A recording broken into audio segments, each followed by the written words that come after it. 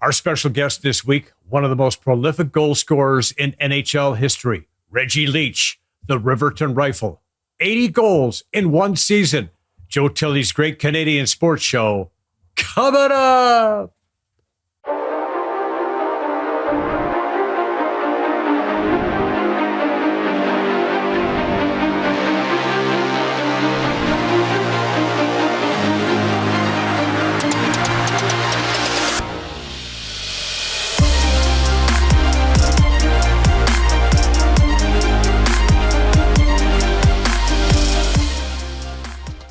Welcome to the program. Very pleased to have our guest on today. He is from Riverton, Manitoba, a member of the Ojibwe Nation, drafted third overall by the Bruins in 1970, 381 goals, 285 assists, and 934 NHL games.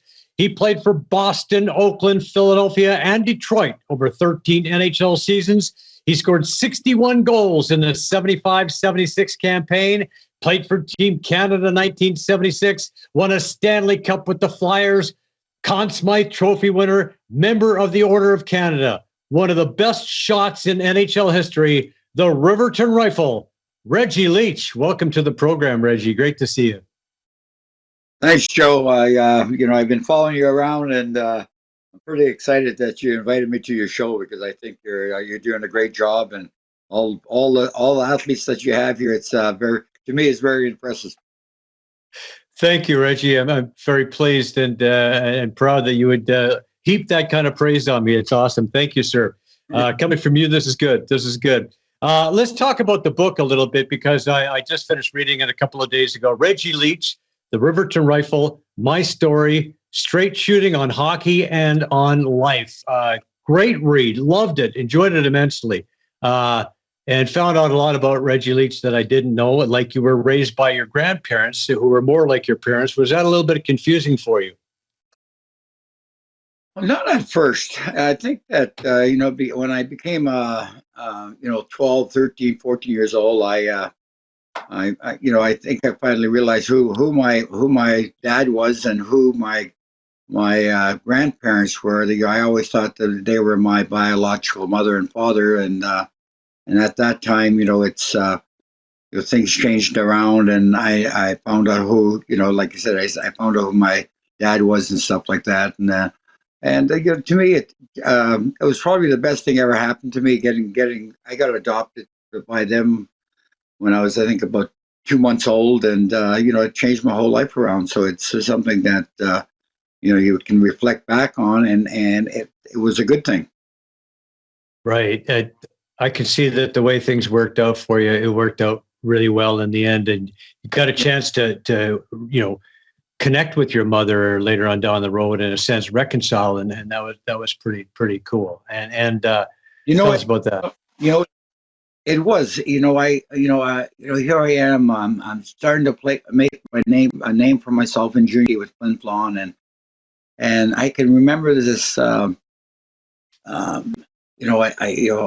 I knew my mom at a young age, but I didn't really remember her. And I remember this lady coming up to me in Edmonton, and she was at the gate, and that trainer says, "This young lady wants to come and talk to you." And she said, "Okay." I stopped in and talked to her, and then she said she was my mom and everything else. And at that time, I was a little shocked and to have her come around and everything else. But, after a while I thought about, I was sort of maybe a little peed off because now she's coming around and stuff like that. But, being a young person, not understanding life in general and stuff like that. And after a while, everything sort of clicked into place. And I did, respect her as being my mom and everything else, further down the line. And she got to meet my kids and everything else, and so which is really good because she's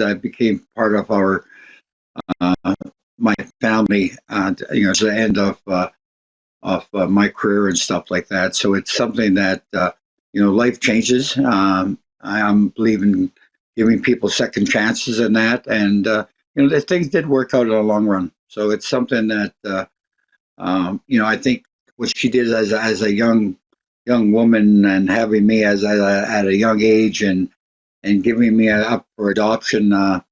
You can reflect back onto it, and I think she did the right move at the time, because you would never know where I would end up on if she would have kept me and stuff like that. So it's something that I'm happy that this happened, and I'm not I don't hold anything against her. You know what? When I look at it, and I look at that, there's a picture in the book of you as a young boy with her and your biological dad, and I think that it was a selfless act, because to me it's like I could see the love in both of them, and of course your dad was able to be around you, as it turned out, because he was kind of like your brother, but in a sense, it was a selfless act that benefited you in the long run, and it was the right thing to do, I guess, as we look back at it, right? Well, I think so. It's something that we can reflect back on different things and stuff. But it's life is interesting. You do the best you can, and you just move on with it. And being young, it's like the kids today. Anywhere from 12 and up to your even in your mid 20s. You don't really understand life that much until you go through a lot of experiences, and especially in our First Nation, what I call our First Nation world. A lot of things, a lot of things happen, and I find this is a positive thing, and the way things happen. So you just got to move on with it. So it's something that I have learned in life after all the mistakes I made, and I moved on, and it's like I said, is that. You just got to make the best of everything that you have. Well, yeah, we've all made some mistakes. We'll get to some of those as we go along. But I want to talk about your hockey career and how you ended up with the Flin Bombers. Here I am. I was playing. The thing is that you read my book, and my role models at the time were the Riverton Lions Hockey Club. They were the best team in town, and here I am. I didn't start skating till I was 10 years old. And my goal in life at that time was, as a young kid, was to play for the senior team, because they were the best players in town. And so by the time I was 13, I was good enough to play for the senior hockey team. And you can reflect back on it. Here I am playing with kids that are 18 and guys that are, 29, 30 years old. I'm playing in the same league as all these guys. And that was my goal in life. I got scouted by a guy named Danny Sullivan out of by Detroit, and when I was 15, and then I went to a Weyburn camp in Detroit, and Weyburn Red Wings, and I got cut, and that was a waking point in my life, because I was a hockey player. I thought I was the best in the world, and I go to Weyburn. At that time I was a defenseman, and I go to Weyburn and I get cut. I got cut the last day of training camp and everything else. They kept the 18-year-old because I was only 15 at the time, and I was very disappointed and everything else. And that's the first time I was ever rejected from anything, I guess. So I come back. I came home. I stopped in Winnipeg. I tried out for the Winnipeg Monarchs at that time, and they only let me skate for one day, and then they sent me home. And after that, I went to Weber's Junior B camp in Lashmore, Saskatchewan. I went there until Christmas time, and I went home. And here I am, a First Nation kid, never been away from home before in my life. I go to Lashmore. All I remember is going to school, sitting in the basement, going to school, going to hockey practice, and coming back and sitting in my basement until they let me home at Christmas time. And then when they let me home at Christmas time, I stayed home. I was so homesick. I thought all my friends, I would lose all my friends and everything else. But I come back at Christmas time, my friends are still doing the same thing, nothing. And and that's I talk about that in my book, and I talk about this to the students and people I talk to, is that I go back home. I made the same mistake as a youngster, and then and that's how I ended up the following year. So I played the rest of the year in Riverton with the senior hockey club. And at that time, here I am, 15 now, 16 years old. I'm starting to do a lot of bad habits. I'm following the senior hockey team. I'm following the adults, what they're doing, having the odd beer here and there. And at that time, I had a real good friend at that time. He had a big family himself, a guy named Siggy Johnson. He pulled me aside one day. He says, "Reg, I want to talk to you." So he took me downtown in Riverton, and we sat at the restaurant. And he says, "What do you want to do with your life?" I says, "I want to be a hockey player now. I want to, that's all I know." And then he says, "Well, you're a good hockey player." And he pointed out the window to this guy, and it's still in my mind. He says, "That guy out there," he says, "he was twice as good as you were at your age." And he was the town drunk. He said, "That's exactly where you go. You're going to end up if you don't get out of Riverton." And that was in May of 1966. I just turned 16 in April, and I haven't been home since. I went to Flon, the Flon Bombers. One of the reasons I went to Flon that year because they were still owned by Detroit. I didn't want to go to school, and that was the place to go. Because it was strictly for players that didn't want to go to school because we did so much traveling by bus there that you wouldn't qualify to be passing anyhow. So I went there, and when I went there in May, and the season didn't start till September.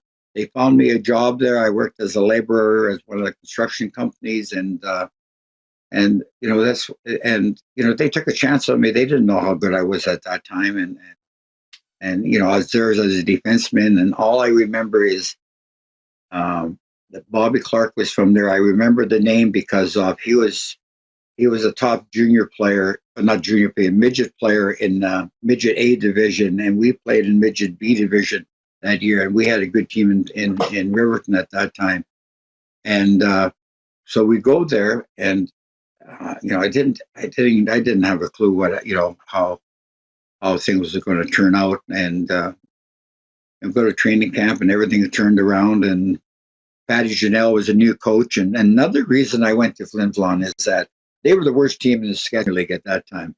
They think they only won 7 games. I said, "Well, I can go there. I got a chance to make that team," and it's happened that I think within 2 weeks of the training camp. Pat Janelle was the new coach. He comes in and he says, "Reg, we're going to put you up forward. I was sort of like a rushing defenseman anyhow. I just got the puck away. I went.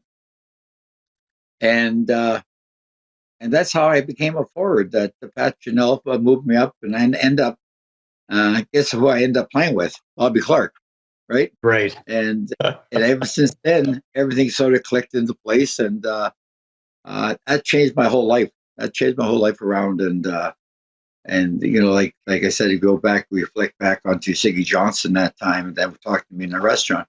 He's the one got me out of Riverton. He's the one that pointed me and got me in the right direction, and those are things that you appreciate. Like we're all hockey players. We're always going to be a hockey player. I'm not. When my name pops up, it's not because of what I do after hockey. It's about what I did during hockey and stuff. But the thing is that being a hockey player and stuff like that is that hockey is a small world, and everybody starts from representing your hometown. You could be the best player in your league in that year and that, but when you get 60 players together and you got to compete at our level at that time, that's where you have to really use your heart and push yourself to the limits to go after your dreams and that. And my dream was to play in the National Hockey League at that time, and I was very lucky about how I accomplished it and where I went through and what I did with my parents not having anything and coming from nothing, and I never poor as a kid. I really never thought about, but then you look back of what we had and stuff like that. You look at some of the pictures that you've seen in the book. Here I was a young little fat kid, so I didn't miss too many meals. So, and those are things that I reflect back on now, and I try to explain to the kids exactly how important it is for them to follow their dreams and do stuff through your heart and stuff like that. So to me, it's very important, Joe.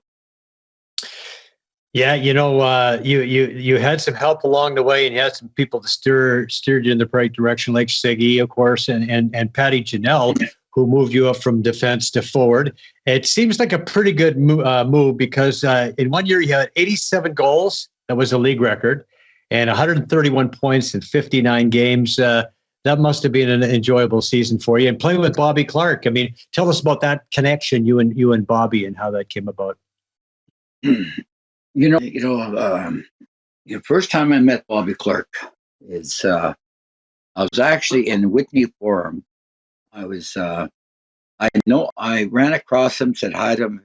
I never really spoke to him because back then I was a very shy First Nation kid, and I sort of stuck to myself. And I was actually in the Whitney Forum shooting pucks at the net on the concrete floor, and he came in to see what was going on, and he came down and introduced himself, and I used to do that every day and just shoot pucks and stuff, and there was no ice at the time, and just had my shoes on and shoot pucks all over the place, and he came down and introduced himself to who he was and stuff, and ever since then we were friends. So we went out for lunch and we sort of clicked. It was sort of like to me maybe a gift from our creator, because of as soon as we have seen each other, it's sort of like we had that connection right off the bat, and I know that we spent 3 years together. We were never apart. We did everything together, on and off the ice, and I think that connection really worked well. And when he, after 3 years of playing together, and then he left, and everybody's going to say, well, what now? What's Reg going to do? You haven't got Bobby Clarke with him. And things were no different. I ended up winning a scoring championship that year, and winning a championship with playing against Edmonton Oilers that year and stuff. But funny, but a good part with that, Clarke came back after his first year of pro. He actually sat on the bus with us and came to us on the bus trip during the finals and stuff like that. So he was there. He was always backing us up and stuff. So it was something that Clarke and I, like, you go back to when we first met, and the points that he made, the hockey player he was at the time. And here's a guy that I always tell people, he couldn't skate, he couldn't shoot the puck, but he had the determination of always giving 125%. And as I was a 16 years old and he was a 17-year-old, a couple of months older than I am, and we competed for those 3 years. Who was the best? And I pushed him to the limit. He pushed me to the limit. So he kept me on track all the time. And those are the things that I appreciate from Bobby Clarke. I know him all my life, and that's what he did for me as a person. And I know I pushed him, and it works both ways. And those are things that I really appreciate what Bobby has done for myself, and we've been great friends ever since. So it's something that I'm very, very happy what he accomplished in his life, and so it's something that we both helped each other out. Right, and as you mentioned, he was drafted there before you were, so he was gone, but you're left with Flin as the team captain now. As you mentioned, beating the Oil Kings 9-2 in the finals, winning the league title. So the Bombers came a long way in the couple of years that you guys were there together, pushing each other and making things happen. Here we got some video of you with the Flin Bombers way back in the day, and again, Can you speed that up a bit? Yeah. Oh, you don't have to, man. I mean, you're flying. As we mentioned, you're just the captain of the team.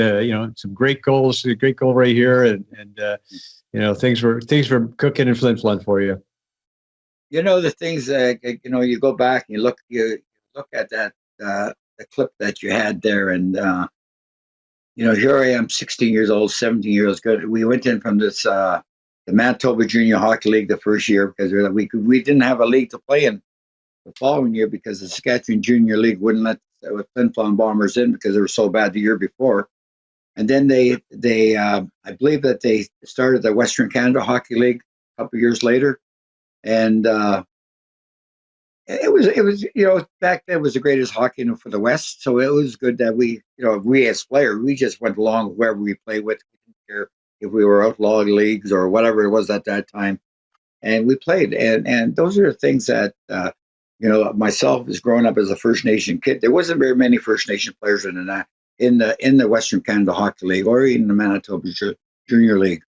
And I had some role models at the time. I met when I was 17, 18 years old. I met a guy named Willie Littlechild.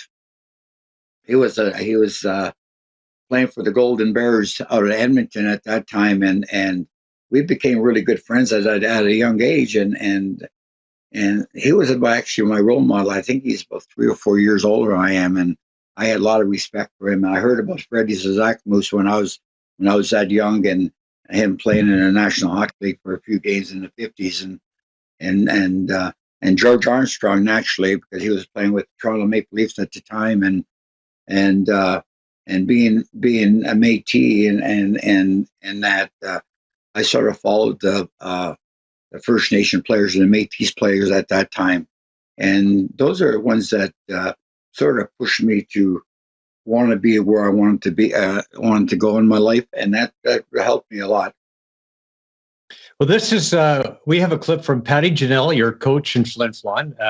You mentioned the book that before the Broad Street Bullies, the Flin Flon Bombers were a pretty tough team. People would get the Flin Flon flu when they came to play you guys. But this is a clip from Patty Janelle. This is going into your draft, sort of during the season, going into your draft year. Play that. Has terrific potential. I think it'd be the first or second draft choice this year in the NHL. As a scorer, he's been 4 years the top scorer in the Western Canada Hockey League. The first year, he scored 67 goals at 16 years old. Next year, he was 17 years old. He scored 87 goals, broke Fran Huck's record. So you broke Fran Huck's record. Pretty impressive junior campaign. And you were drafted originally by the Bruins. A chance to play with Bobby Orr. Tell us about being drafted by the Bruins and how that turned out for you. Well, getting drafted and going, I ended up going third overall, going to Boston, and here is the Boston just won the Stanley Cup, and I thought, oh, wow, that's it's going to be pretty hard to beat, to beat the lineup there. And I went to the training camp, and I knew that I was like, I can reflect back on it, but at the time I didn't, I was so respectful for the National Hockey League. I always thought these players were a lot better than I was. I went to camp. I had a real good camp. I remember that. And I remember sitting on a bench a lot. And then I remember Mill Smith calling me in and said, Reg, we're going to change your contract around, which they did. They had me on a 2-way contract and they put me on a 1-way. But we're going to send you to Oklahoma City so you can get some ice time. I said, okay, fine. That's where I went to Oklahoma City, and Ricky McLeish was there at the time, and there was a whole bunch of us, the number one draft choices. We were all Oklahoma City, and I think there was Boston at that time had 4 picks in the top 13 or 5 picks in the top 13 picks, and we go to Oklahoma City, and I played and everything else, and then all of a sudden John McKenzie gets hurt at Christmas time after Christmas, and they called me back, and I thought I could get a chance to play on regular, but it was the same stuff. I just sat there. I always said I was the highest paid door opener for a year and a half I was there. And, I really don't think I had the chance to play there. And I got discouraged. I didn't feel like going to practice anymore. I didn't feel like doing anything in hockey wise, and because I wasn't playing, and maybe just because I was too young and too experienced, and I thought I was, I I finally realized these guys weren't as they weren't that better than I was. I knew I was better than some of the players if they gave me the chance, and they really didn't give me the chance to play. I can reflect back on it now and say these things because of at that time I just went along with the flow, what they said, because I always thought they were the as a young age when I was 20 years old or 21 years old. These guys that were managers and scouts, they knew everything about hockey, but they were no different than myself, just a little bit older and been in the business a little bit longer. And they make a lot of mistakes, and I think they made a lot of mistakes as the Bruin organization by letting myself go, letting Rick Leach go, and Dan Bouchard go, and I could name all the players they let go with that year and a half. They had a good team. I was there. I got the thing about that I liked about that year. I got to play against and watch my role models, Gordie Howe, John Beliveau. I got to play against these guys, and it's the odd shift here and there. But those are the things that I appreciated my first year in Boston because of watching Montreal, John Bello playing his last year and Montreal beating our team, the Boston Bruins at that time in 7th game and stuff like that. But you reflect back on that, you want to win, and I know we lost, but I really appreciate getting a chance of playing against Bobby Orr or playing with Bobby Orr and against Gordie Howe and that. I remember one time Bobby Orr comes up and he said, Reg, he says, keep your head up. Gordie Howe is going to test you out. It's an exhibition game. Sure enough, first game I played against Gordie Howe, an exhibition game. He elbowed me in the head. I turned around. I gave him a two-hander, and all he said was, you're going to be okay, kid. And he skated away. And meanwhile, I was just shaking in my boots because he was my hero at the time, right? And I always tell everybody, Gordie was scared of me because I whacked him, he skated away. So, but that wasn't, those are the things I can remember as I reflect back on a lot of stories that I bring up along the way with a lot of the kids and a lot of the adults I talk to today. But, everything is so, it'd be great if you could turn back the clock, but, my life was a learning experience. That's who I am today. And everything I done as a young person and mistakes I made, I move on with it. But going to Boston and playing with the best players in the world at that time, Esposito, Cashman, Sanderson, or Cheevers, I appreciate that, what I did when I was there. It's, Esposito gave me the best advice ever. My second year was there. He said, Reg, or I think it was the second year or maybe towards the end of my first year. He said, Reg, keep going. You'll get your chance. And he said, you should be playing. But, those are things just from him. Now, I remember that like it was yesterday. And I met Esposito again about, I was in a hockey game in Toronto, and he was there, and I was in the same. I got to meet him again, and I sat down with him and told him I thanked him for the advice he gave me and stuff like that. He didn't remember that, and those are you sort of you keep back your mind and you use what people tell you later on in life, and it worked out well. Things have a way of working out, don't they? They really do. Yes. But we do have a clip for you when you were with the Bruins. This was your second training camp, I believe. Let's roll that one, Vic. Reg, you're flying in camp here. What did you do to prepare yourself? I never did very much this summer. All I did was play golf. Golfed about 9 holes a day. And I kept myself in pretty good shape all year, so. You look as though you came here with the idea of doing just what you're doing now, and that is taking over one of the right wing spots. Right. I made up my mind this summer that I'd come down here to get a permanent job. It's the one thing I don't like sitting on the bench, so I'm just working at it, and I hope I can make it. Well, it sounds like you didn't get that opportunity with the Bruins, but eventually you would. And I'm thinking, the Bruins would would probably like to have you and McLeish back a couple of years later down the road when you guys were doing what you were doing. But I'm looking back at that clip, and you're playing 9 holes a day. I mean, training camp's a little different now for NHL players than it was back then.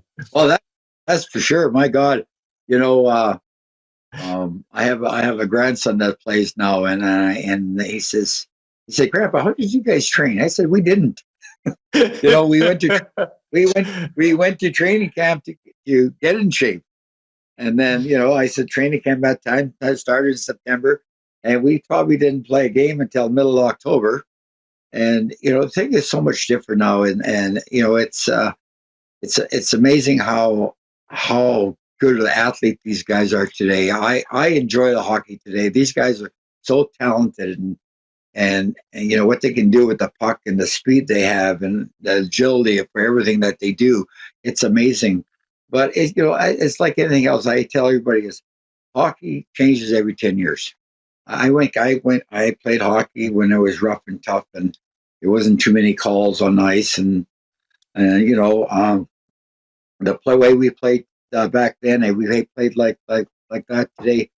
All the games would be 3 against 5 all the time. So it's something that hockey changes, and personality changes. I think that when I played, you had to be really tough to play the game, or else you weren't going to survive. Now these kids are so much talented. Is that the talent that they have and the speed that they have? It's a completely different game. An 8 decade of hockey is different. You had the era of the 70s, you had the 80s, then you had where everything changed again with Gretzky and that, where they Edmonton Oilers looked at with their speed and open game of games that are high scoring games, and they went through a period of time where they wouldn't take anybody over less than 6 foot and up in hockey. Yeah. So everything changed. So it's something that the world of hockey itself, and I can remember years ago they wouldn't let Europeans play, and I remember some of the managers at that time that were so-called hockey wizards, I guess, said, "Oh, we would never play the European way." What do you think we're playing today? We're all playing European hockey, and the talent that these guys have, and the speed and what things are going, and it's to me it's an enjoyable game.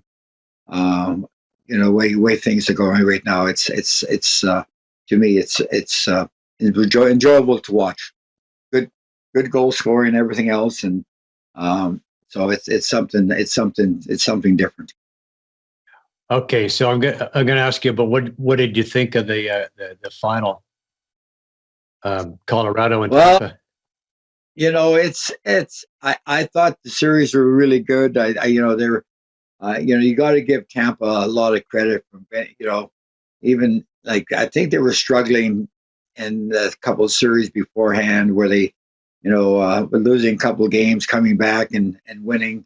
You can only do that so many times, and they thought they could pull it out again this time with the Avalanche. But the Avalanche had a team that they had 4 lines. They were like speedsters. They were just all over the place, and but you still got to give Tampa credit because they never gave up, and hockey to me is today is different. I don't understand. My pet peeve is today's hockey is the refereeing is I don't know why they can't keep it consistent. I don't understand why they all of a sudden like playing a 6th game in Tampa. Now all of a sudden they're not calling anything. Game 5 they call everything. It's confusing to the hockey players in general. Yeah. And and I don't understand why the National Hockey League cannot do something about that because of the inconsistency of refereeing. Why did they want to change the way they want to ref for the 6th game or the 4th game or the 3rd game?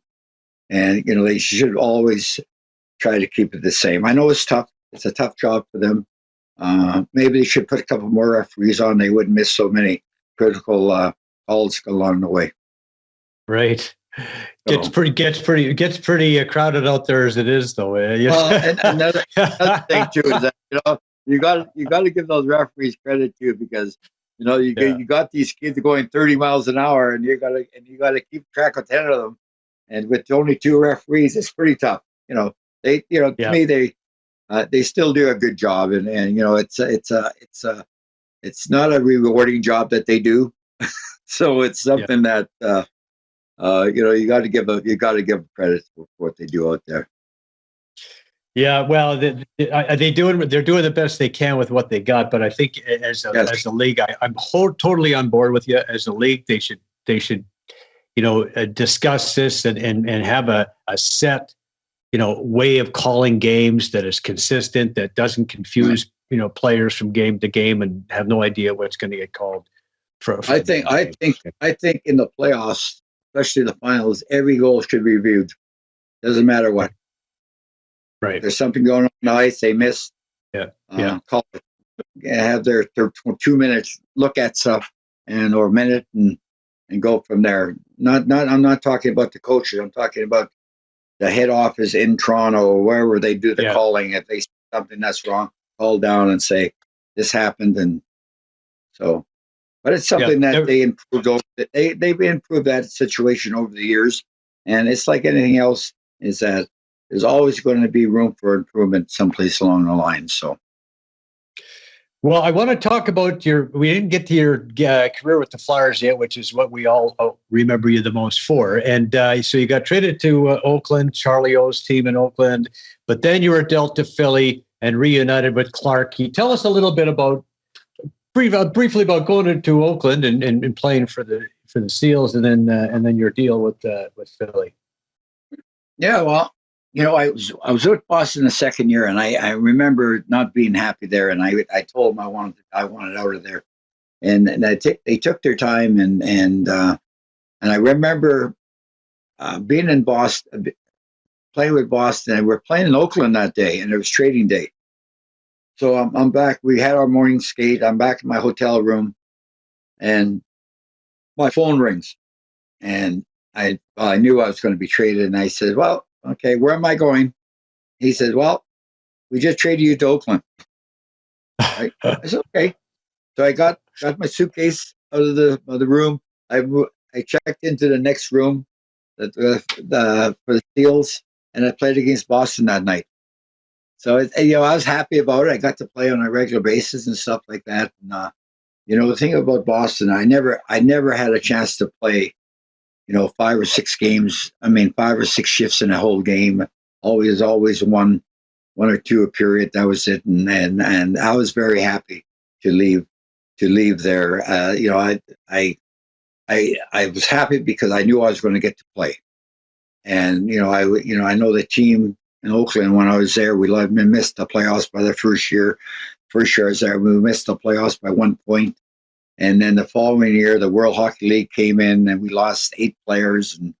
And from there, it was just to hang on and do the best we can. And that's what I did. I played there for 2 years, and I scored my 20, 25 goals a year in Oakland. And at that time, that was a good season to play in the National Hockey League, scoring 20, 25 goals. But, my plus minuses weren't very good.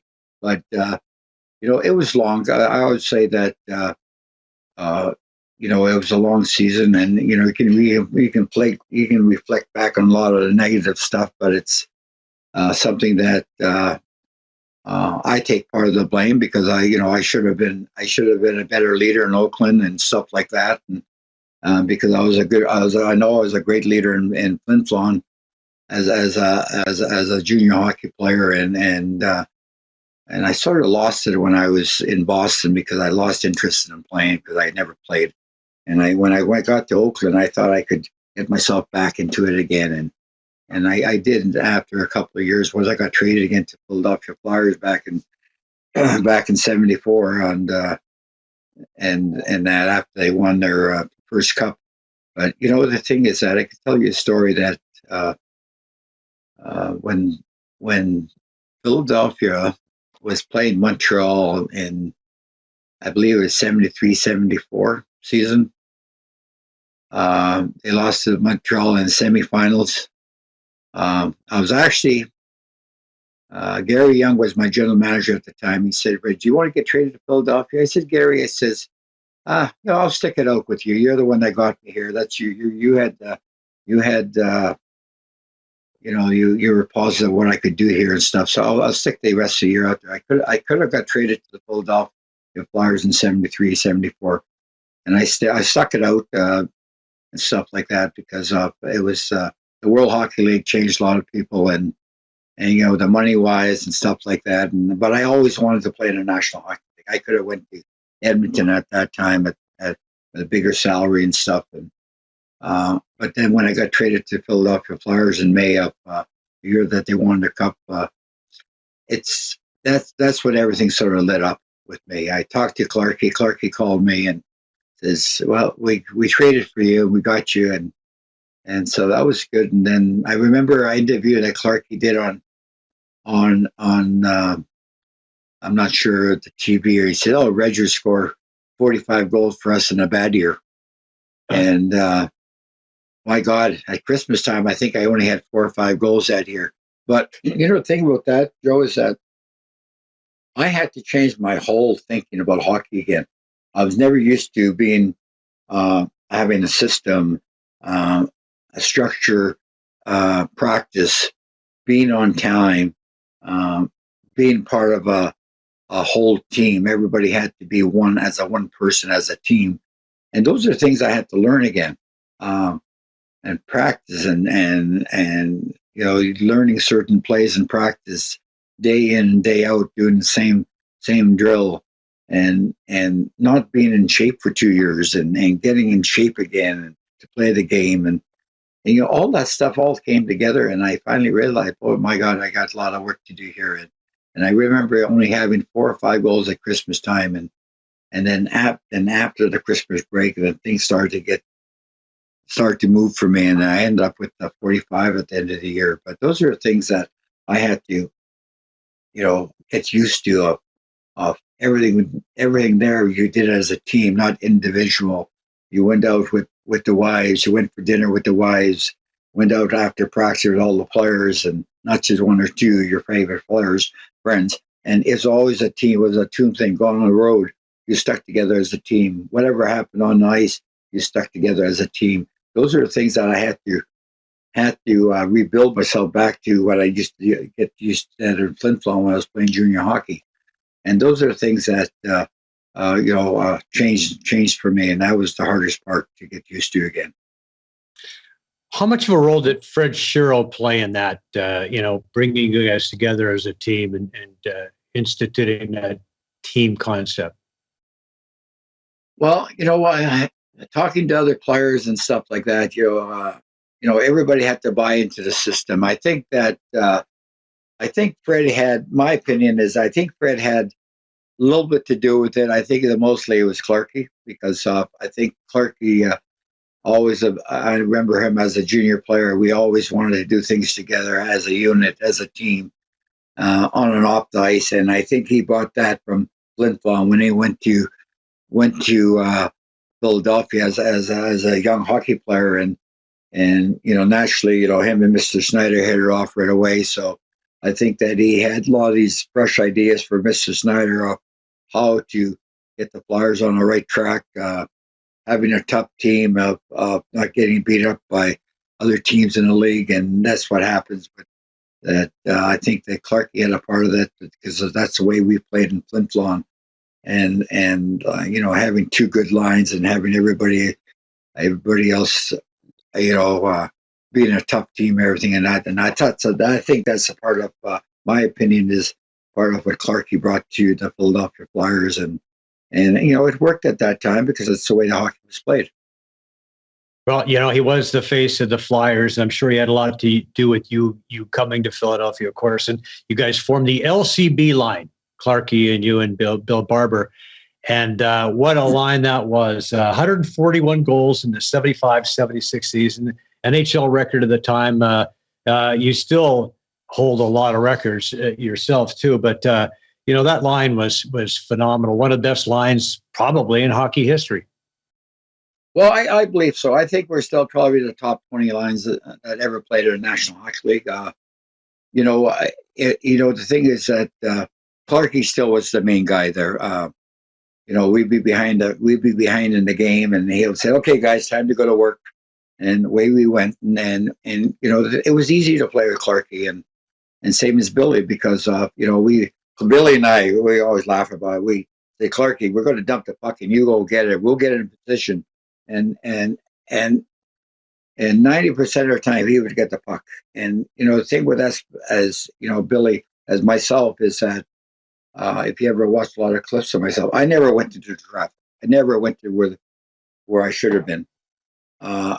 Traffic wasn't my game. I got myself into open away from the traffic so Clark could give me the pass, and Billy did the same thing. So, Billy was a lot better checker than I was, and my thing was I remember Clarkie's coming to me one day in 76 season when I had the big.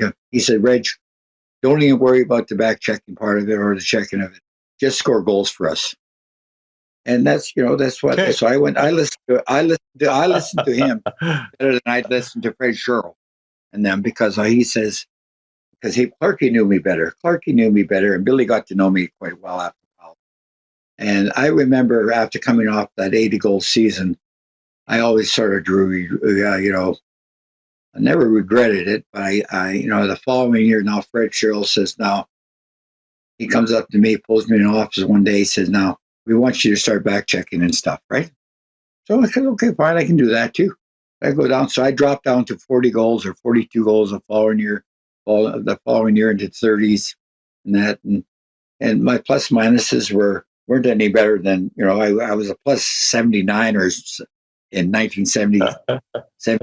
76 or something. Then he wanted me to check, and then back, and then when he was let go, and then Pat Quinn came in, that was sort of like, my God, here I come again. I got Pat Quinn in there. He's going to let me play the way I want to play, and believe it or not, Pat Quinn, you're probably going to laugh at this. He actually let me kill penalties in 1980. Yes. Yeah. And I think I had 6 shorthanded penalties. 600 goals that year.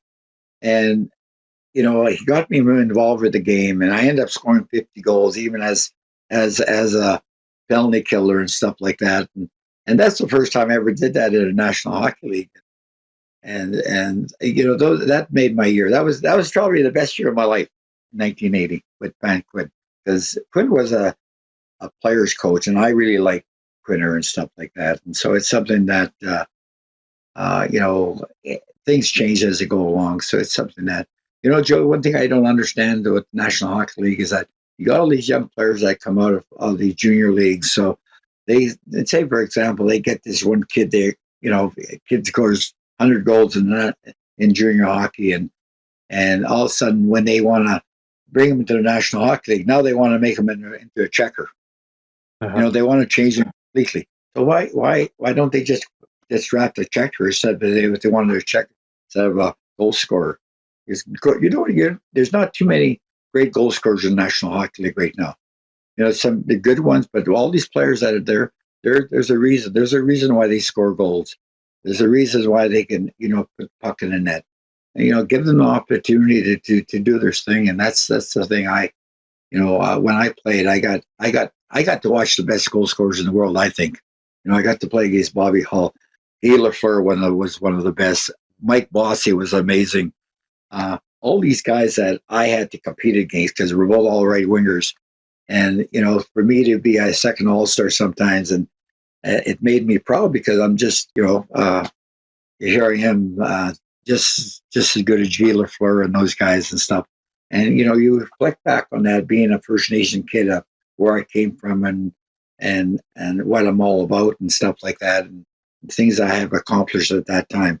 It was amazing things that really go.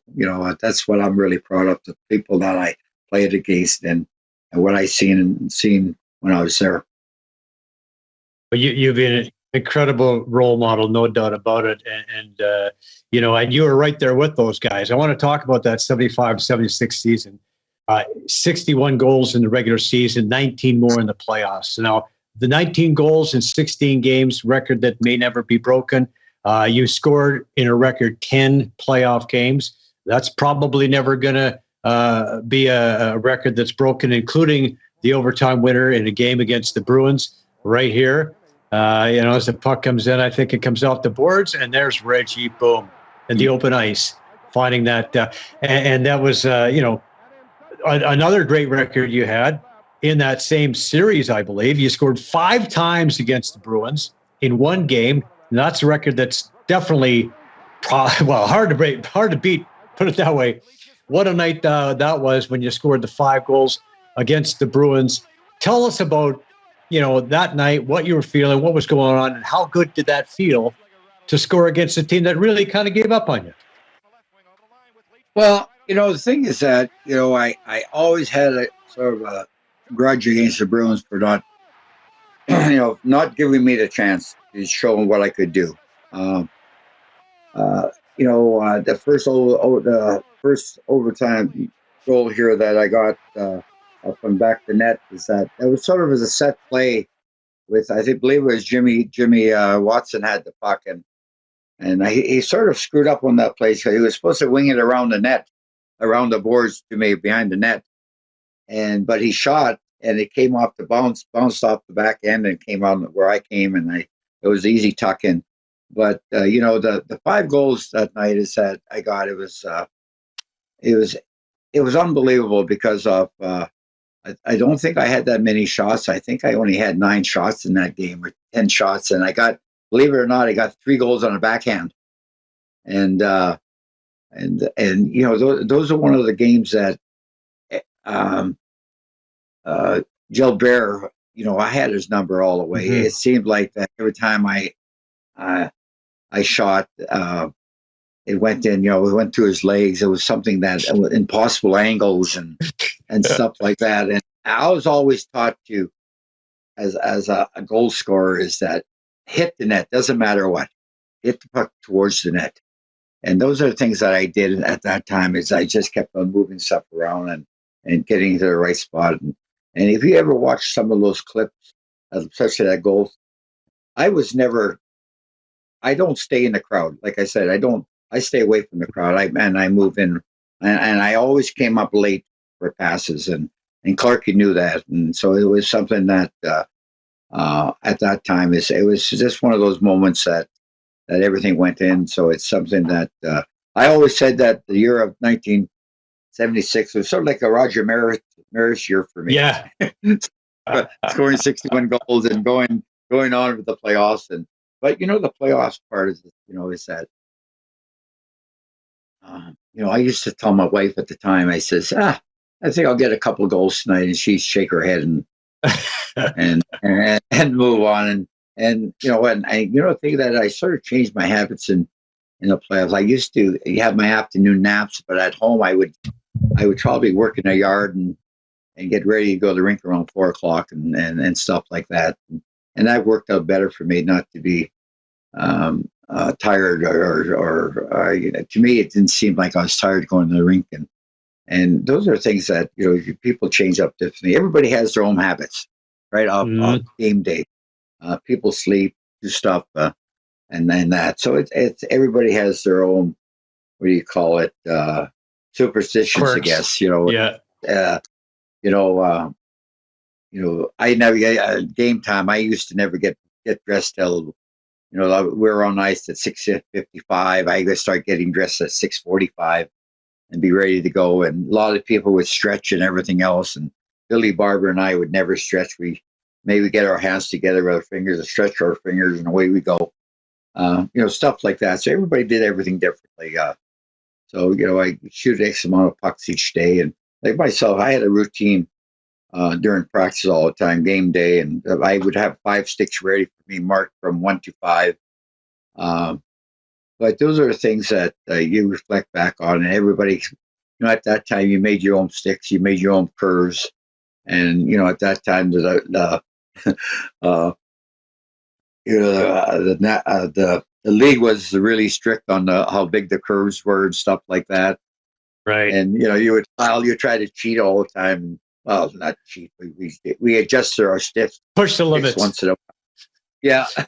So my stick was always about a 3/4 inch curve because I used to shave off the heel, and the other and the toe I would shave the heel off. So when you put that marker down, it gave me the extra 1/4 inch all the time. Ah, smart guy. Yeah. So, yeah, those are the things I try to work out. So those are the things that I try to do with the sticks since that. But it's playoff time. You're talking about 76. It was an incredible year for me, especially in the playoffs. Playing against Montreal was, they beat us 4 straight, but that series, I still believe that series could have went either way. A lot of people didn't understand that. We had Bernie Pront was injured, Rick McLeish didn't play, two of our top players, and I always say, can you imagine Montreal not playing with Guy Lafleur and Ken Dryden? It'd be the same thing, and I think we lost the last game 5-3, but all the rest of the games were really close. So it's something that I really enjoyed playing against Larry Robinson and these guys, and when they beat us in 76, they worked hard, and it wasn't easy for them, and I always said, here with the other team, we got started off for 4 Stanley Cups in a row. So we get back to the finals again in 1980.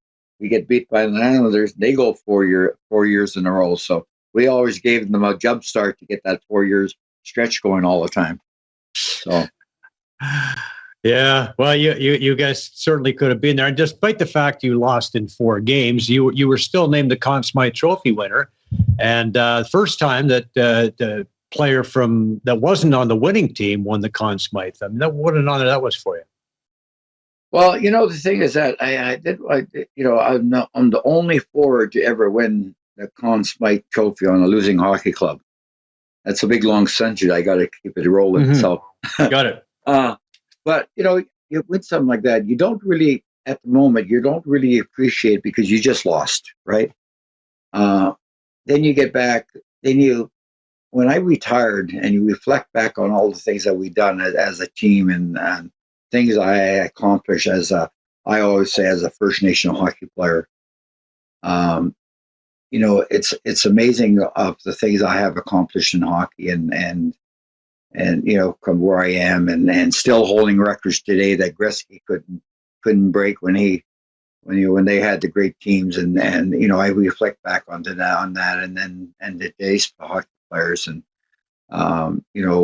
it's like you just said, it's going to be tough to break the 19 goals in 16 games. I know the goals are going to be broken sooner or later, but I think it's going to be pretty hard for them to do it in 16 games. So it's something that I'm very proud to still hold today, because a lot of people at this time of the year, they're always calling me, "Oh, Reg, this guy got getting pretty close." I says, it's okay. It gets tougher in the semifinals and finals. So I don't really worry about it. A couple of years ago, what's the name, from Tampa, I had a good chance, but I knew he wasn't going to do it in 16 games. It's a matter of a little bit longer, but it's right. It's just just a great, incredible year at that time. That what happened, and the series that we played, the different teams, and the way things worked out, and it's to me, it's still etched in my mind as for me, it's the greatest season ever. As a goal scorer, but my best year ever was 1980 under Pat Quinn as a hockey player, as a whole hockey player, and I got the chance to play with different things, so that's what I'm really proud of. Well, we do have a clip of you winning the Conn Smythe Trophy. Let's play that, Vic, from 1976, May 6th. Oh, sorry, 1976. And on behalf of the National Hockey League, I congratulate you. I know you probably would rather see this under better circumstances, but our congratulations to you, Reg. Thank you, Brian. Thank you very much. Well, Reggie Leach, I'm sure that, as Brian said, under better circumstances, maybe a bit happier, but the word from you on behalf of the Philadelphia Flyers. Well, I'll tell you, we give it all we had, and we lost to a hell of a hockey club, and they deserve it. They're the best team in the world right now, and all I can say is that Flyers will be back next year, and I'd like to thank everybody that voted for me for the Conn Smythe Trophy, and I'm really glad about it. Yeah, pretty my cool God, moment. I could even speak well that time. That's pretty good for me. Yeah, you did fantastic. Well, that was and that year culminated, of course, with you playing in the Canada Cup. You ended up playing in the All-Star game. You played in Canada Cup. You were the MVP in the 1980 All-Star game, playing with Gretzky and Howe, and that must have been pretty cool. You know what? That's one of the stories I tell all the time when I speak to the kids, and at these as banquets I get invited to, because I think it's an honor to play against Gordie Howe in his last All-Star game. I got to play with Wayne Gretzky's first All-Star game, and for myself to win the Conn Smythe Trophy, and that, I mean, not the Conn Smythe, but for the MVP. And the play and MVP in the All-Star game, and here we are. We're playing in Detroit, and I got to meet Wayne Gretzky. And a lot of stuff. And to me. I heard about how good he was and stuff. I got to play against him for the 4 years after that. And then when I was announced that when I won the MVP in the game, I got booed right in Detroit, right? Because everybody thought that Gordie should have had it. And then I got this car, and the kids were saying, "Oh, you got that ugly looking car at that time?" I said, "Well, it's a car. We still got it." Right? So, but it's there are things that you reflect on. You go back, you're sitting in the same dressing room, and that time, you could reflect back on stuff like that and say, "Well, why didn't I get a picture with him at the time? Why didn't I do this?" I got team pictures of us together, but nothing personal. But those are things that you can really remember games. People don't realize that. We see these old clips of when we played, and you hit. Oh, I remember doing that. I remember getting hit. I remember screwing up over here. But it all goes back to you that just because we're older, that other people think we don't remember what happened at the game and stuff like that. So it's something that for myself to play with those two great players on ice, and the rest of the crew that we had at that time. To me, it's an honor for me to be in their presence, and those are the things that I look at today. Another big life change for you. 1985 is when you started your journey in recovery. When did you, or how did you come to the conclusion that you needed to do something to change? You know what?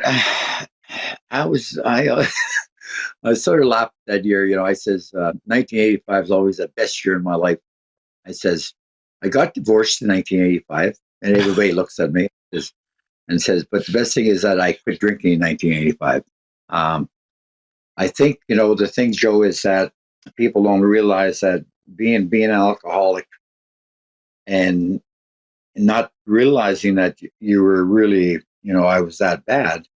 I don't, even today, I don't think I was as bad as so-called people that talk about it. But I quit a lot of times before. I always quit because the Flyers wanted me to quit. My wife wanted me to quit. My kids wanted me to quit. I would quit 3 or 4 months at a time, 5 months at a time. I remember one time Dornhofer. I used to laugh at this story. He comes and says, "He says, Reg," he says, "you are miserable. You're not scoring goals. You should go back drinking again," right? Because it was one of those periods where I was off for 2 or 3 months, and I don't think I had a great year. I think I had about 27 goals at that time, maybe at January or February, and those are things I reflect back on at that time, and then I would fall off the wagon and start again, and then so 1985 I couldn't get a job in the National Hockey League because I was sort of blackballed at that time. And I ended up playing in the Central Hockey League with Montana Magics for 1 year, and I knew that was be my last year in hockey. So I came back and I went I was with the Flyer alumni. We were doing a hockey game in Canada, on a big bus ride there and back, a big party, and I come back on and I come back and I actually got sick. And I end up in the hospital, and the friend of mine, Dr. Carlina, was my doctor at the time. He said, Reg, you have two choices. You can either die or you can live. And I said, well, he says, do you want help? I says, yes, I need, I can get you help if you want help. He says, you think about it, and I'll be back Monday morning. This happened Sunday morning. He comes back Monday morning, looks at me, he says, what do you think, Reg? I says, okay, I want help. I want to go in rehab. He says, don't just say it for you to get out of here. You got to mean it. And that was the first time I thought about it. I said, well, other time I tried to do stuff before, when I made up my mind to do something, I could do anything in the world. I always tell the kids that, don't let anybody tell you can't do something unless, because you can make up your mind, use your heart and follow it. And when I went to rehab, I went in there for, I believe it was 7 weeks. And when I came back out, boy, what a life-changing thing that was, Joe. I went in there. I remember going in there, and they made me fill out this form. So me being a alcoholic and being a con artist, I put down everything I thought they would want to hear. Mm-hmm. So, and then at the end of it, they gave me the same questions. It was like night and day. It was completely different. But I went in there for a reason. I had a lot of friends that came in to visit me. A lot of the alumni guys came in to visit me at the time, and I really worked at it, and I got myself under control, and that was in October. I got out. I went in September 6th, 1985. And I got back out at the end of October. I was just hanging around trying to get my life straightened out, figure what I'm going to do with my life and everything else. And here I am. I don't have an education, and my hockey career is over. And I was still a young man. I was 35 years old, and I was still in really good shape. And I remember Clarke became the general manager at that time, and I think he was retiring that year. He says, Reg, you want to play again? I says, yeah. He said, well, you would have to go to Hershey. And so what I did is that believe it or not, I went and skated for a month, got myself in better shape. And then I finally realized, I says, I can't do this because of what I learned in rehab. So I talked to Clarke, and Billy was there at the time. And I said, guys, I can't do this. I learned in rehab that I have to stay away from, what got me here and stuff like that. And hockey got me into the rehab thing. And I would be playing with a bunch of young kids and everything else. And I wouldn't be in the right environment at that time. And that's what happened. And from there, when I used to do a lot of celebrity golf tournaments or anything with what's going on at that time, my best friends at the time were, Bob Daly, Oris Kinderchuk, Clarke, and all the alumni guys. They would say, Reggie, are you going to this event today? I said, yeah. He said, we'll pick you up. They take me to the event. They take me home. So they sort of but one thing about being in rehab is that you got to have a support system. I don't care who you are. If you don't have a great support system, your life's not going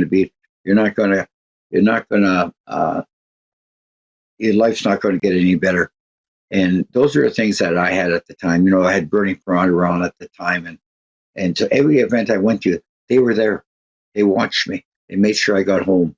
And that's what you need. You need people to push you on the right track. And those are the guys that I drank with all my life.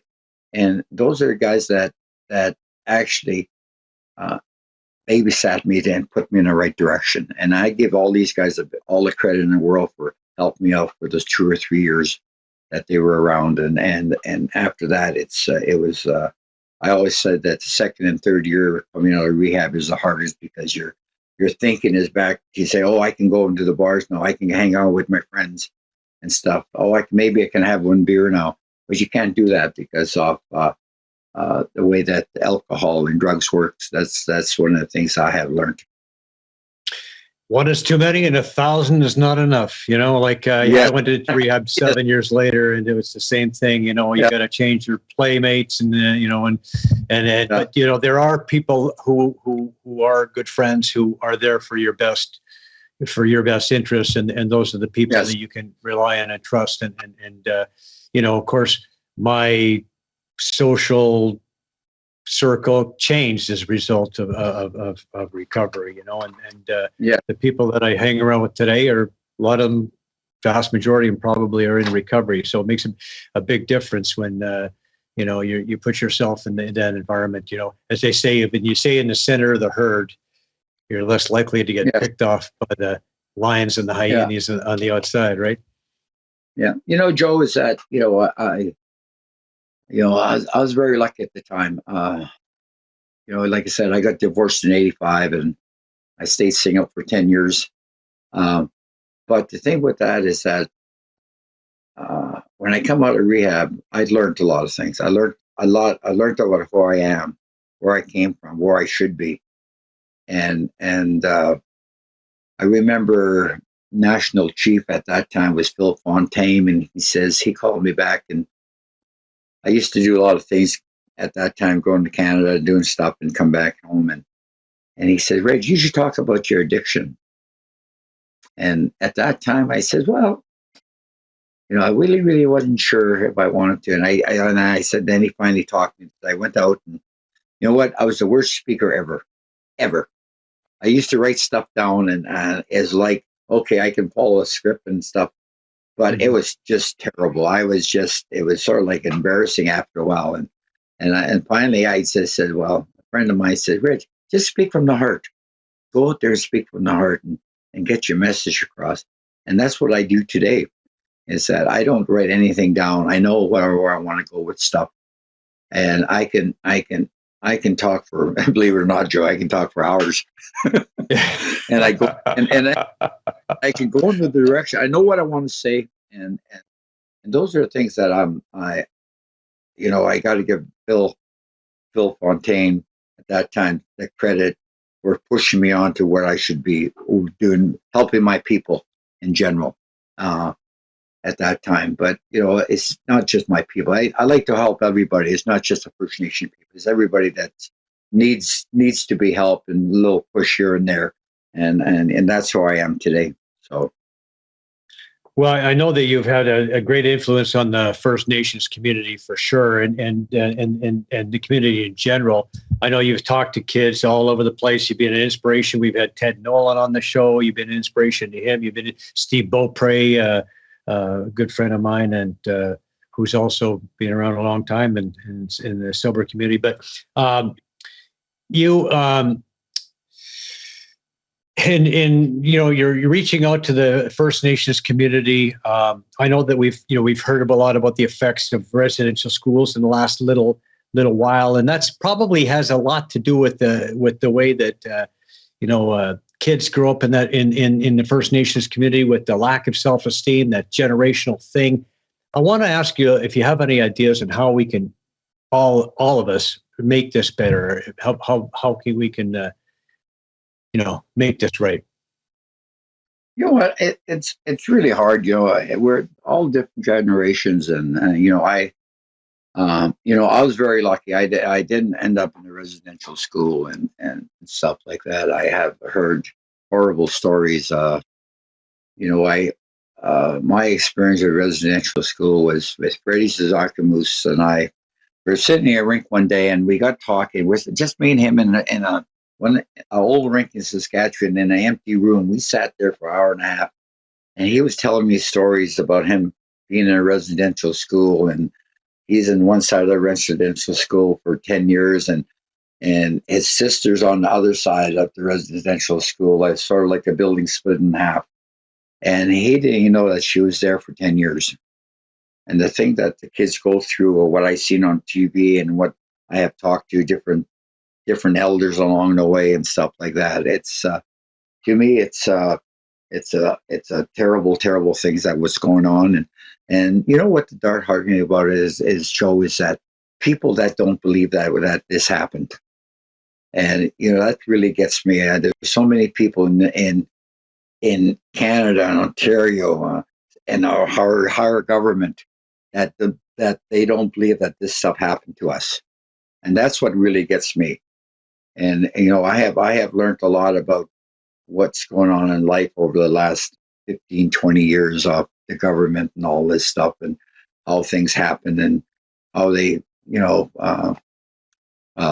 actually, I'm not even going to get into it because it's all politics and stuff like that. But for myself, it's I see so many people downhearted, and what they go through, and what the stories that they go, the kids that goes missing and stuff like that. I do have friends that had kids that perished at that time and stuff like that. But it's so hard to think of what happened in these schools to these young kids. But the thing too is that we always talk about always the negative stuff, or what happened in these schools and stuff. But there's also people I have talked to that had the positive stuff in it, that saying that some of this, that when they went there, they got an education and everything else, and I know that some of them became lawyers and doctors and stuff like that. But that's only a very few of them that were successful, and a lot of like we said, the majority of them were a lot of the negative part of it. But the things myself, or what I do today, is that for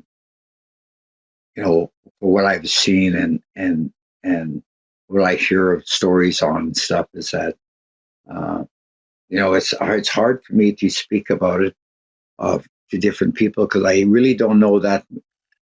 I know what I hear from different people and stuff, but I never experienced what they went through. And I think that with our kids from generation to generation, is that they're going through this drama because of what happened to their grandparents. And like you was just saying, Joe, is that all these people that went to residential school, they were taught not to love their kids and stuff like that, and in general. And so you have a lot of these old, elder people my age or a little bit older. They were never taught to love their kids as growing up. So it sort of goes from one generation to the next, and that's one of the things I have learned, is that the family ties and stuff like that. But it's changing now. It gets better, and it's like anything else. We as First Nation people, we stick together. We've been through a lot of stuff over centuries, living here on Earth, and we survive. We keep surviving, and because we're not quitters, we're strong. We're strong First Nations, and we're not going to give up. We're going to keep fighting, and our young people are going to do the same thing. So that's one thing. I'm proud to be who I am. I'm proud of my culture. I'm proud to be First Nation, and those are the strong points about us. And I know there's a lot of negative things about people think about us, but that's their thoughts, and that's their loss. So that's the way I look at things today. Well, I know that you've been an amazing father. Jamie, you are the only First Nations tandem to both play in the NHL. Brandy, your daughter, was a great lacrosse player. Any third generation Leaches here coming up to the NHL, or that we be watching for? Well, it's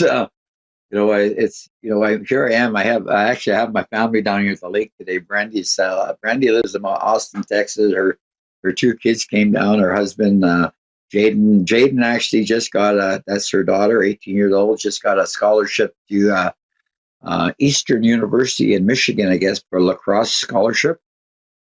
I got a grandson named Hunter, is 16 years old. He's trying out he's going to Okanagan Hockey Academy this year, and he's going to stay there. He's been in Canada for the last couple of years.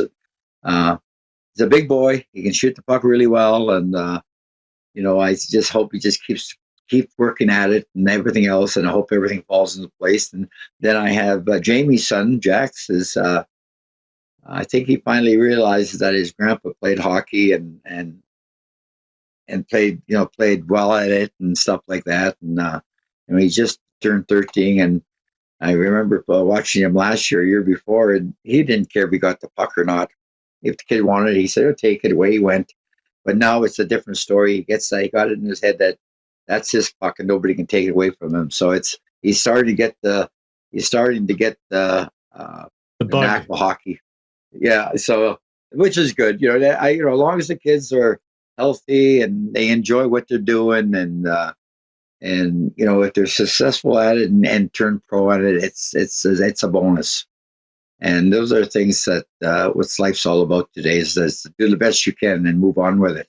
So, but those are yeah. The thing is that I'm going to speak on. I'm not sure if you have any more questions. If you got, is that we're talking about myself as a Reggie Leach, a hockey player, but I play. To me, hockey was just a stepping stone to who I am today.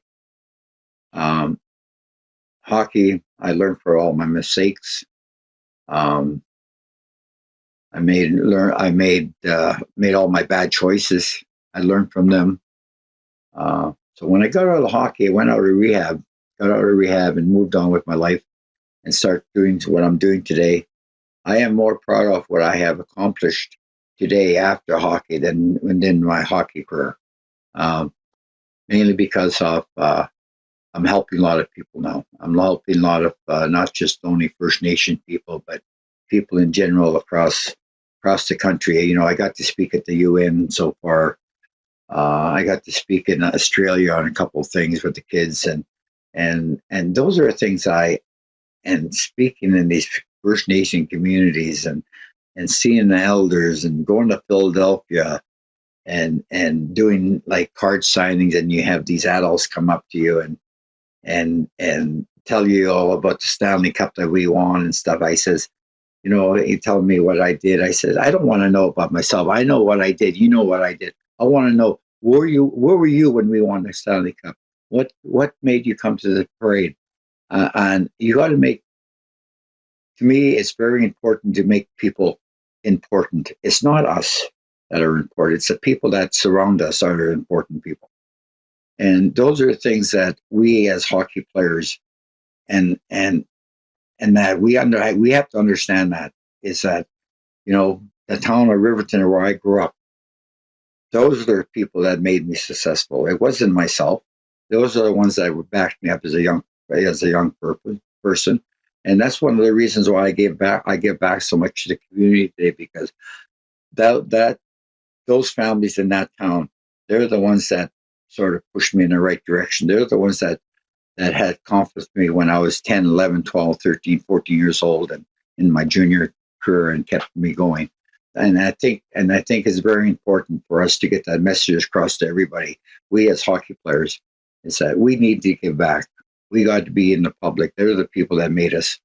And that's, to me, it's very important. And for me, being a First Nation person is I do probably 95% of my work with these First Nation communities and the kids and elders. And we all have different stories. And we all have to learn from it and move on. And that to me is very important. And, I always say I'm the luckiest guy in the world. I accomplished every goal in my life, except getting to the National Hockey League Hall of Fame. But the thing is that, to me, I'm not very interested in getting in there because of I'm more proud of what I do today. I know a lot of people would like to see me in there, but I always said that you're my Hockey Hall of Famers, so don't worry about me. I'm happy where I am. And those are the things that way I think today. It's to me, it's I have learned from my mistakes, and I want to pass my learning, my teachings on to other kids. And that's very important to me. Well, you're not a member of the Hockey Hall of Fame, and you very well absolutely should be, but you are a member of the National Aboriginal Achievement Awards. You're a member of the Order of Canada, and you've had recognition in those areas. An honorary doctorate from Brock University. You're talking about here. What I'm hearing you talk about here is connection. And that's what it's like I heard it said a long time ago, is that, the opposite of addiction is connection. It's that isolation, it's a loneliness, it's all that stuff that leads to our addiction. And when we connect and we look for ways to be connected, and you talked about, the First Nations in residential schools are taught not to love. I mean, my God, that human necessity that we need to experience love. And to me, it's like when we have that connection, when you have an opportunity to give to others, that's when I think we get to, get rocketed into that third dimension, or fourth dimension of existence that they talk about in recovery, is that, making those connections and Yes. such a part. No, you're right, Joe. Reggie, I just want to thank you once again. Let the people know the book is Reggie Leach, The Riverton Rifle, My Story, Straight Shooting on Hockey and on Life. I loved it, and I know that your wife had a lot of input, your daughter, and it's a great book, and really enjoyed it. I highly recommend it, and thank you for joining us here today. It's been an absolute pleasure. Hey, Joe, since I'm a doctor, if you ever need an operation, give me a call. Okay? Well, I've got these cramps in my calf lately. I have to come and see you next time. Well, listen, next time you're around around the Toronto area, let me know, because I'm going to take you golfing. And we got some great clothes for you from some of the Italian threads from Classica Imports, if you're ever in the area. Again, guys, Joe, thank you for having me on here, because it's, like I said before, is that I have watched your show, and you do a great job by getting messages out from everybody from the different sports world and stuff like that. And to me, you are making a difference in our world today, because you're getting the message out, and we're trying to work together as one, instead of separation, different nationalities. And that's one of the things that we have to understand, is the racism that's going on with all our sports and in today's world. And I think for yourself and people like yourselves, we're trying to make it a better place. And I think it's our duty to make this a better place for everybody else to, for our generation, for our grandkids and our great grandkids to live in. We're all one. We're all connected, and we're all God's kids. And it's great to have you on the show as one of God's great kids. Thanks, Reggie. Okay, Joe. Thank you very much. Take care. All right. Thank you. All right. More sports when we come back. Thanks, Reg. More Joe Tilley's Great Canadian Sports Show coming up after the break.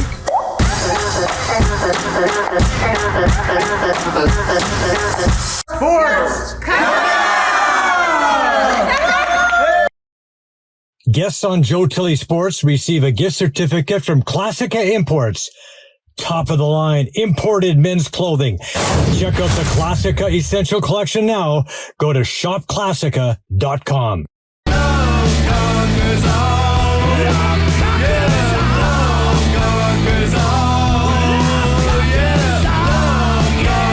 Hey, this is Tommy Graisley, aka Tommy Gunn. I love two things, music and sports. And when I want sports, I go to the Joe Tilley Show. He gives me everything I want. It's a great show. Check it out for yourself. Joe Tilley Sports, coming up. Good night. Addiction Rehab Toronto, Toronto's #1 alcohol and drug treatment center, saving lives, reuniting families. The only treatment center in the province to offer medical detox, treatment, sober living, and lifetime aftercare all in one place. Our unique and specialized programs are designed to equip our clients with the tools to successfully lead a life of dignity, respect, and purpose. Let us help save your life or your loved one's life. Call today for more information or to facilitate an intervention. 1-855-787-2424 or visit addictionrehabtoronto.ca. Joe Tilley Sports is brought to you by COSA, Central Ontario Standardbred Association, providing a united voice for harness horse people racing at Ontario tracks. Check out your benefits today at COSAonline.com and check out COSA TV on Facebook and YouTube for all the latest harness news and live action updates. Live racing year-round. Go to HPIBet.com for all your wagering options. Become a member today, and your first bet is free. That's HPIBet.com.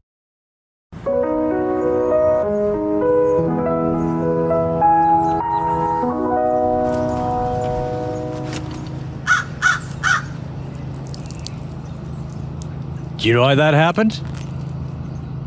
You didn't fix your ball mark. The birds around here are very protective of the course, and when people don't take care of it, this is what happens. It's pretty simple. Just find your mark, fix it, and at least one other. Hey, look at the bright side. We're not up on the northern course. They've got bears and moose.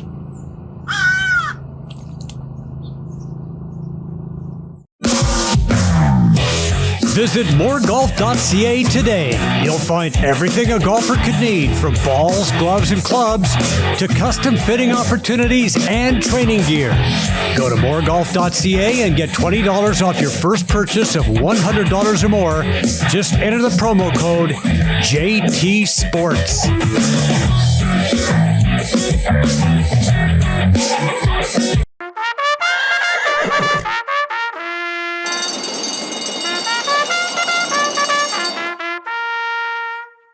Fetches for plugs. And Yes, time for my COSA Swiss pick of the week. Last week I went to Mohawk for Thursday night's 7th race.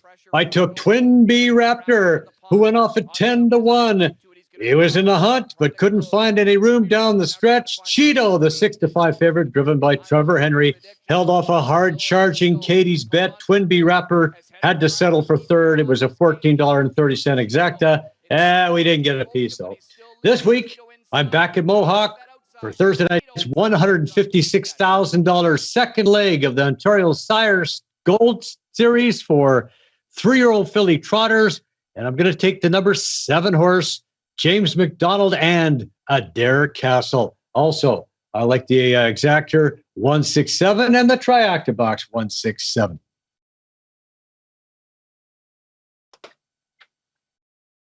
Yes, for all your wagering and the racing updates, for all your wagering needs, visit COSA TV on Instagram, Twitter, and Facebook, and go to HBIBet.com for your wagering options. This is the Excellent Sports Adventure, brought to you by Lycom. Now, this is only the end of June, but this is still a massive series for the Blue Jays. 8 games against a pair of division rivals who they are battling for a wild card spot. First up, the Red Sox dropped by. They were sizzling along on a 7-game win streak, but the Jays, who are coming off a tough road swing, got it going in the opener. George Springer went deep, his 14th. Vlad Guerrero whacked his 18th big fly. Vlad has some pop, doesn't he? Matt Chapman also homered. Kevin Gausman shut down the Bo Sox. 4 hits, no runs, 10 strikeouts over 7 as the Jays romped 7-2 in the opener. Now, it was an embarrassing week for the Argos. Let's face it. The Boatmen got absolutely whacked by the Lions at BC Place Stadium. Nathan Wark set a record for Canadian quarterbacks. He completed over 86% of his passes for 436 yards and 4 touchdowns as the Leos cruised 44-3. 2 of those TD tosses were hauled in by Dominic Rhymes. The Lions are 2-0. The Argos fall to 1-1. Bo Levi Mitchell threw for 231 yards and a score as the Stampeders dumped the Elks 30-23. Toronto FC has reached the Canadian Championship final. Ayo Akinola scored the first 2 goals as the Reds steamrolled Montreal 4-0 in the semi. TFC has won the Canadian title 8 times. FC also notched a league win. Jonathan Osorio and Ralph Priso scored to lift the Reds past Atlanta 2-1. The Hamilton Bulldogs made the Memorial Cup final for the first time ever. Nathan Stales with a spectacular effort in the offensive zone in overtime. His shot is tipped by Jan Misak, and that's your winner. The Bulldogs slip past Shawinigan 4-3. That sets up a date with the host St. John Sea Dogs for the championship.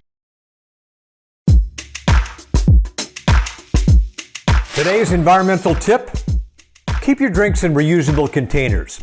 Instead of buying individually packaged drinks, consider buying a bulk container for your favorite beverage. And buy a reusable bottle. Not only will this help the environment, but it will also help you save money.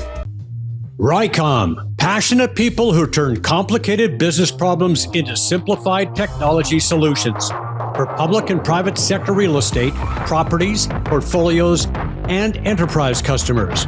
Optimize and future-proof smart buildings from the ground up. The latest in fault locating, base building network design, managed services, cybersecurity, data analytics. Our fault detection will support all smart strategies, define projected outcomes for capital planning, and reduce environmental impact. Rycom, smart protection solutions. At Rycom, we're building a path to a smart and environmentally friendly future. Brooke Henderson with another solid effort at the Women's PGA Championship. Top 16. She's been close a number of times lately. Now, here's our one-shot shootout shot of the week at the Tyler File Memorial at Glen Cedars. God damn it. 4! Our shot of the week is brought to you by One Shot Shootout. It only takes one shot.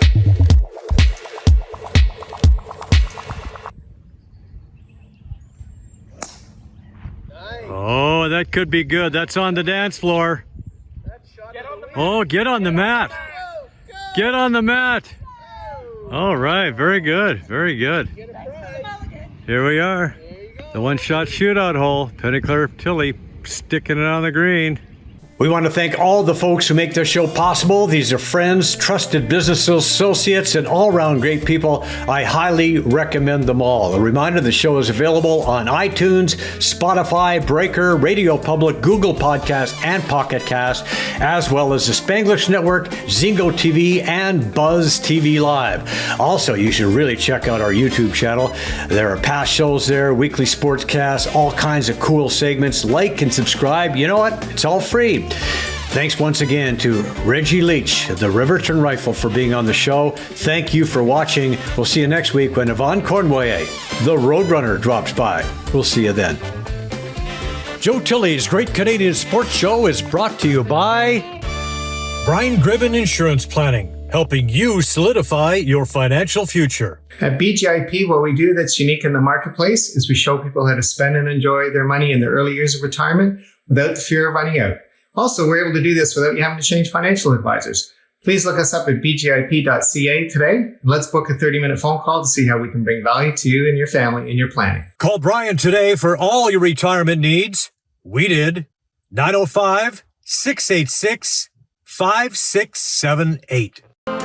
Do you want to buy or sell a home? Could 31 years of real estate experience help you? Why not speak to an amazing team that loves to overpromise and overdeliver?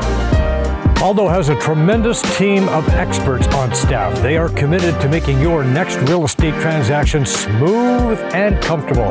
Call 416-GET-ALDO or visit getaldo.com. MNP, a leading Canadian national accounting, tax, and business accounting firm. MNP proudly serves and responds to the need of their clients in the private, public, and nonprofit sectors. Through partner-led engagements, MNP provides a collaborative, cost-effective approach to do business and personal strategies to help people and organizations to succeed across the country and around the world. With local offices in Oshawa, Mississauga, Burlington, and more, their team is here to support you.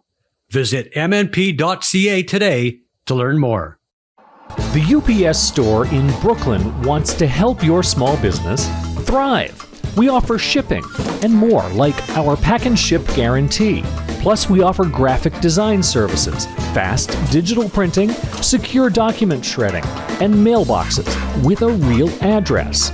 Visit 31 Baldwin Street in Brooklyn, Ontario. Say you saw this on Joe Tilley's Great Canadian Sports Show and we'll tell you how to save 10% every day.